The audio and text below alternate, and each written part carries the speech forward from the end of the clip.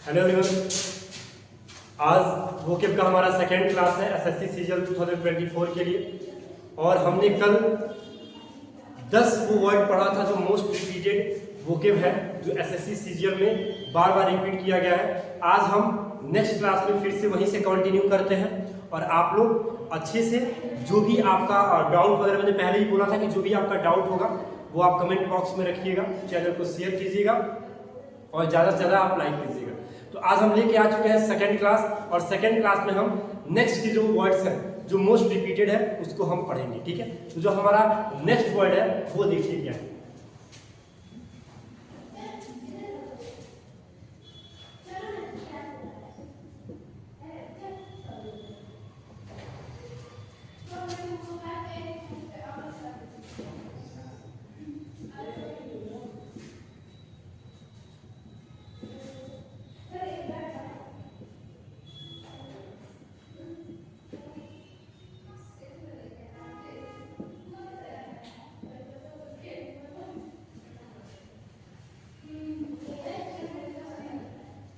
जी बेटा जी, ध्यान दीजिएगा। अब जो हमारा नेक्स्ट जो वर्ड था वो था मेडिकुलस। मेडिकुलस भी बहुत बार रिपीट किया गया।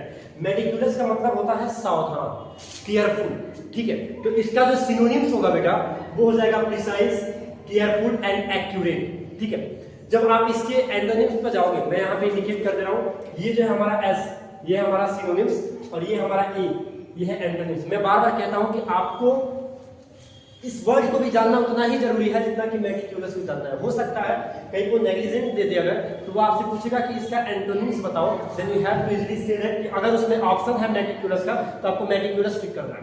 तो ये जो सिनोनिम्स का होगा प्रिसाइज होगा, केयरफुल होगा, एक्यूरेट होगा। आप इसके एंटोनिम्स पर जाओगे तो केयरफुल है तो उसका एंटोनिम्स केयरलेस हो सकता है, इसका मतलब मेडिकुलस का भी एंटोनिम्स जो होगा वो केयरलेस होगा, नेग्लिजेंट हो सकता है और स्लॉपी हो सकता है। ये है हमारा 11th वर्ड, ये भी बहुत बार रिपीट किया गया है। ठीक है, नेक्स्ट वर्ड की तरफ हम बढ़ते हैं।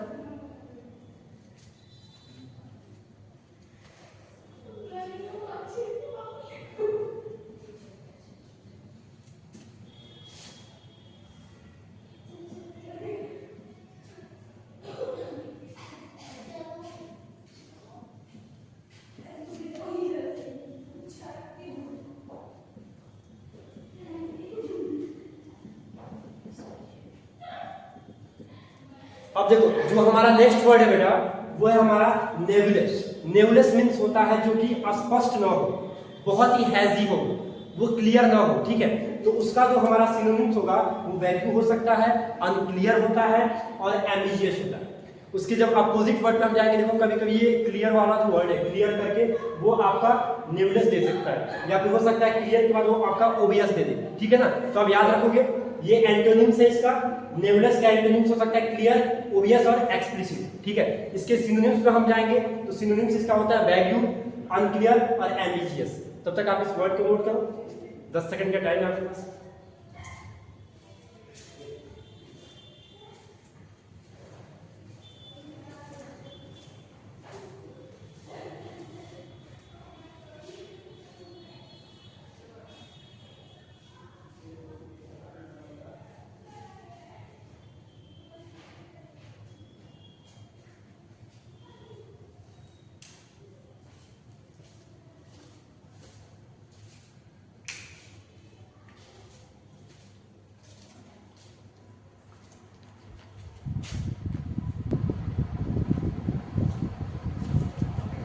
चलो बेटा, अब जो हमारा नेक्स्ट वर्ड है उस पर ध्यान दीजिएगा।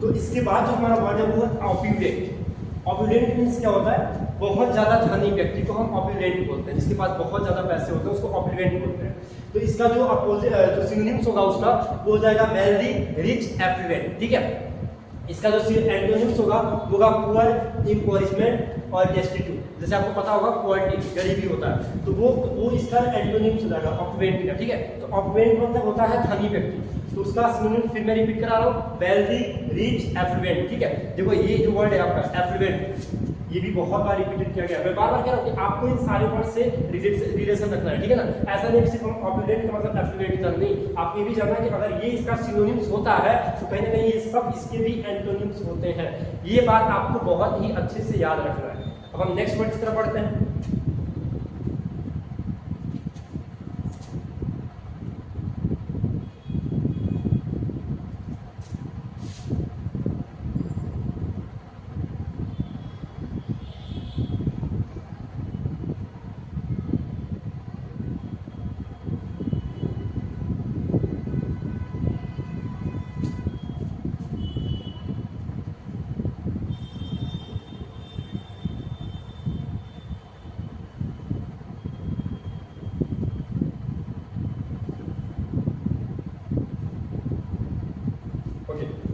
अब नेक्स्ट वर्ड की तरफ देखना बेटा, ये है पेंसिव। पेंसिव का मतलब होता है थॉटफुल, जो बहुत ही ज्यादा सोचने पे, मतलब बहुत ज्यादा एकदम सोचने योग्य हो, उसको हम पेंसिव बोलते हैं, ठीक है। तो इसका जो सिनोनिम्स हो जाएगा वो जाएगा थॉटफुल, रिफ्लेक्टिव एंड कंटेम्पलेटिव।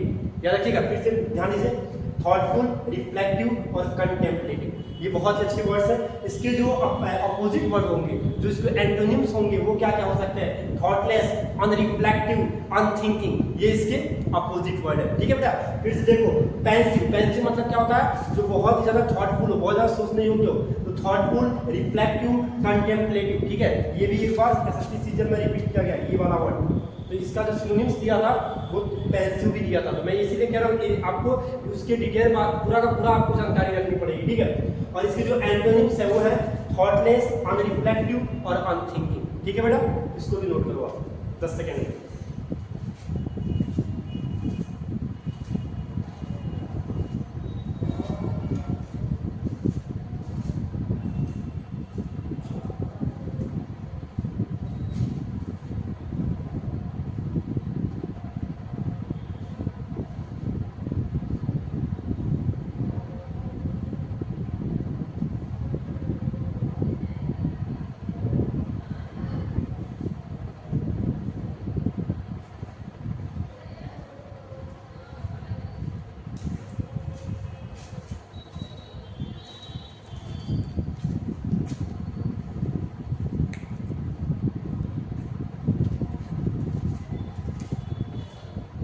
चलो बेटा, अब हम अपने नेक्स्ट वर्ड की तरफ बढ़ते हैं।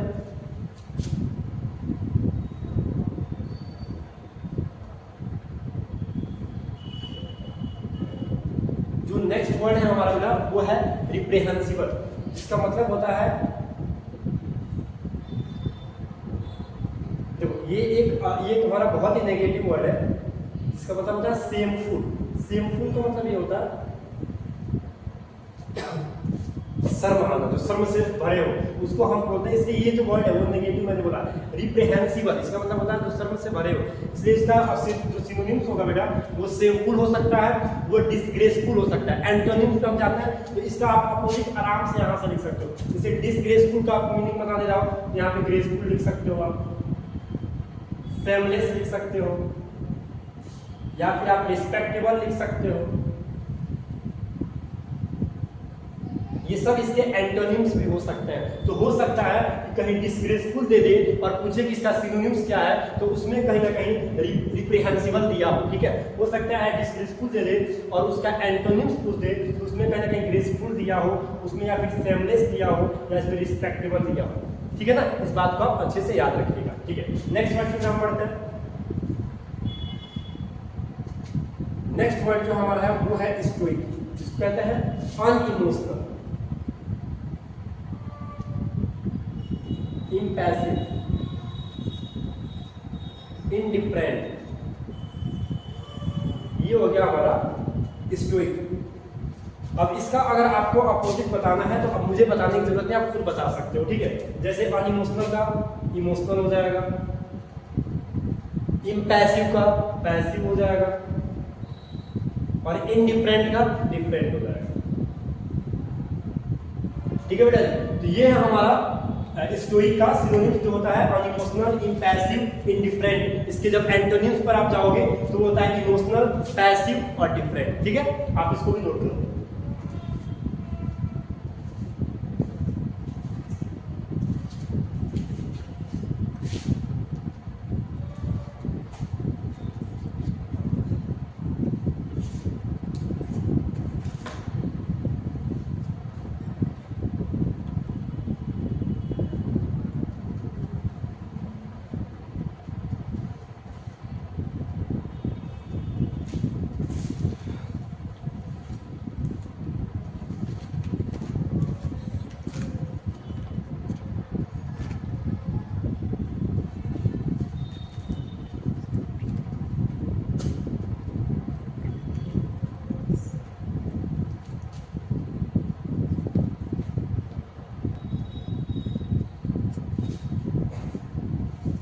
अब हम अपने नेक्स्ट वर्ड की तरफ जाते हैं। जो नेक्स्ट वर्ड है हमारा वो है ट्रेपिडेशन। ये हमारा नेक्स्ट वर्ड, इसको बोलते हैं ट्रेपिडेशन। अब देखो ट्रेपिडेशन क्या है। ट्रेपिडेशन का मतलब होता है डर। इसको हम बोल सकते हैं फियर, एप्रीहेंशन, ड्रेड। ये जो हमारा होता है वो सिनोनिम्स होता है आपका ट्रेपिडेशन का। ठीक है, अब अगर आपको इसका एंटोनिम्स बताना है तो फियर का एंटोनिम्स क्या बोल सकते हो? फियरलेस बोल सकते हो, एप्रीहेंशन, कामनेस बोल सकते हो, एश्योरेंस बोल सकते हो। जैसे फियर का मतलब क्या होता है? डर, और एश्योरेंस का मतलब होता है पूरे विश्वास के साथ बोलना। ठीक है ना बेटा, ये भी बहुत बार रिपीट किया गया है एसएससी में। ट्रेपिडेशन याद रखना, ट्रेपिडेशन का मतलब होता है डर। ठीक है ना, तो उसका जो सिनोनिम्स होगा वो फियर हो सकता है, एप्रीहेंशन हो सकता है, ड्रेड हो सकता है। इसके जब एंटोनिम्स पर हम जाएंगे तो एंटोनिम्स इसका हो सकता है फियरलेस, कामनेस, एश्योरेंस। ठीक है, याद रखना। नेक्स्ट वर्ड देखो हमारा जो नेक्स्ट वर्ड है वो इस क्लास का नेक्स्ट वर्ड है। ठीक है, क्योंकि बाकी सारे जो वर्ड्स होंगे हम उसको नेक्स्ट क्लास में कवर करेंगे। मैं चाहता हूं कि आप डेली जो भी 10 वर्ड लिख रहे हो वो डेली आपका याद होना चाहिए। बहुत बड़ा वो करके नहीं रखना, डेली आपको याद। मैं ये चाह रहा हूँ कि आपको एक ही बार, मैं चाहता हूँ एक ही बार 100 सिनोनिम्स का आपको लिखवा के मैं दे देता 100 वर्ड्स का वो कर, लेकिन मैं चाह रहा हूँ कि डेली कम से कम आपको याद हो जाए वो चीज़। ठीक है, तो नेक्स्ट वर्ड हमारा जो है वो है वैक्स। वैक्स का मतलब होता है तंग करना, इरिटेट करना, परेशान करना। ठीक है, वैक्स मतलब क्या होता है? VEX। वैक्स का मतलब होता है तंग करना। तो इसके जो सिनोनिम्स होंगे उस पर ध्यान देना। एनॉय, गुस्सा दिलाना, इरिटेट, बॉदर। ठीक है बेटा, तो जब इसका हम एंटोनिम्स लिखेंगे, सिनोनिम एंटोनिम्स लिखेंगे तो प्लीज हो सकता है, डिलाइट हो सकता है और सूद भी हो सकता है। अब जरा ध्यान देना, फिर से मैं बता दे रहा हूँ, यहाँ ध्यान दो। ठीक है, यहाँ ध्यान दो। वैक्स, वैक्स का मतलब होता है एनॉय। ठीक है, और एनॉय का मतलब होता है इरिटेट करना, परेशान करना। इसीलिए वैक्स का एनॉय भी होता है, इरिटेट भी होता है, बोदर। बोदर में जानते हो ना, परेशान करना होता है। तो इसका जो अपोजिट वर्ड होगा वो हो जाएगा प्लीज, खुश करना, डिलाइट, प्रसन्न करना, सूद, परेशान हुआ करना। ये मैंने तीन वर्ड्स लिखा है। मैं बार बार कह रहा हूँ आपको ध्यान देना है। कभी कभी एनॉय दे देगा और एनॉय देके आपके ऑप्शन में वैक्स ही रहेगा। ठीक है, तो आपको याद रखना कि ये सब एक वर्ड है, ये सारे के सारे सिमिलर वर्ड्स हैं। ठीक है, और इसके अपोजिट ये वर्ड्स हैं। ठीक है, ऐसे आपको याद करना चाहिए। एक साथ आपका ये जो है मैं 7 वर्ड्स आपका तैयार करा रहा हूँ। 7 वर्ड्स तैयार करो। अभी तक हमने 20 पढ़ा है और 20 का मल्टीप्लाई अगर 7 में करो तो 140 होगा। तो कहीं ना कहीं हम 140 वर्ड्स को अभी तक कवर कर लिए हैं। तो 140 वर्ड बहुत बड़ी बात होगी। हमने टारगेट रखा है कम से कम मोस्ट रिपीटेड 100 जो वोकेब है उसको मैं तैयार कराऊंगा। ठीक है बेटा, तो आप ऐसे ही बने रहिए, चैनल को ज़्यादा से ज़्यादा शेयर कीजिए।